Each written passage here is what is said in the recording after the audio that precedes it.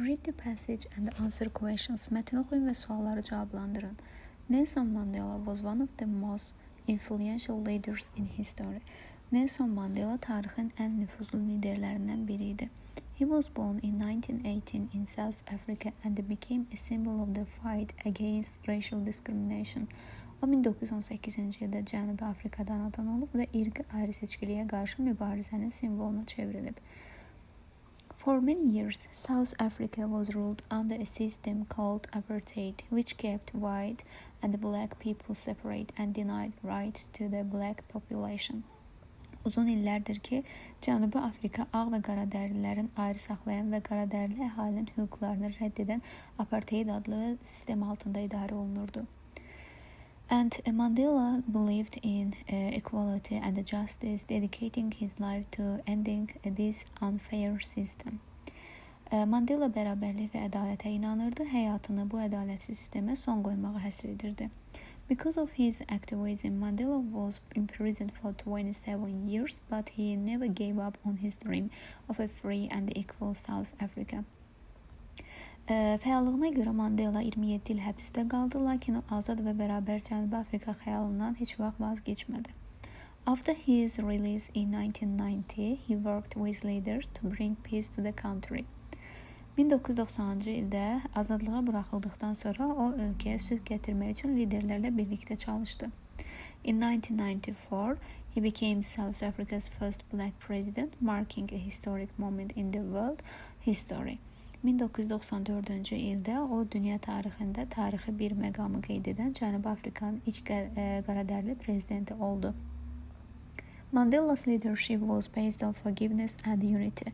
Mandela'nın rəhbərliyi bağışlama və birliyə əsaslanırdı. Instead of seeking revenge, he encouraged people to work together for a better future. Demək, o qisas almaq əvəzinə insanların daha yaxşı gələcək üçün birlikdə işləməyə təşviq edirdi. His efforts earned him the Nobel Prize, Peace Prize in 1993. Onun səyləri ona 93-cü ildə Nobel sülh mükafatı qazandırdı.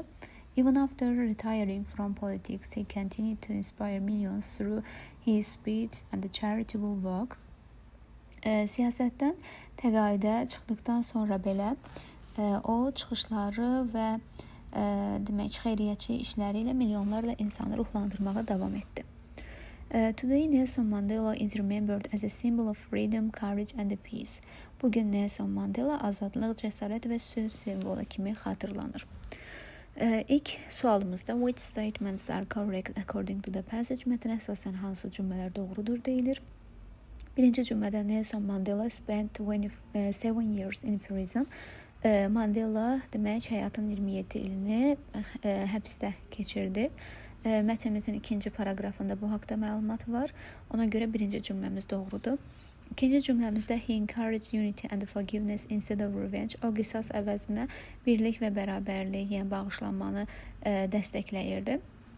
Düzgündür. Üçüncü paragrafımızda qeyd olunur bu haqda məlumatlarımız və ona görə ikinci cümlədə doğru götürürük.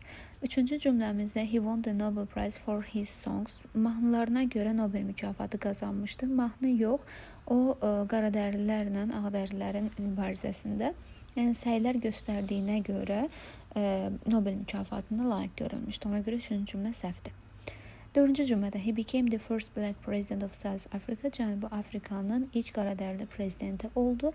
Dördüncü cümləmizdə doğrudur. Mətndə bu haqda məlumatımız qeyd olunmuşdur. İkinci paragrafın sonunda və qeyd etdiyimiz kimi 1, 2, 4 ümumi A variantı doğru cavabdır.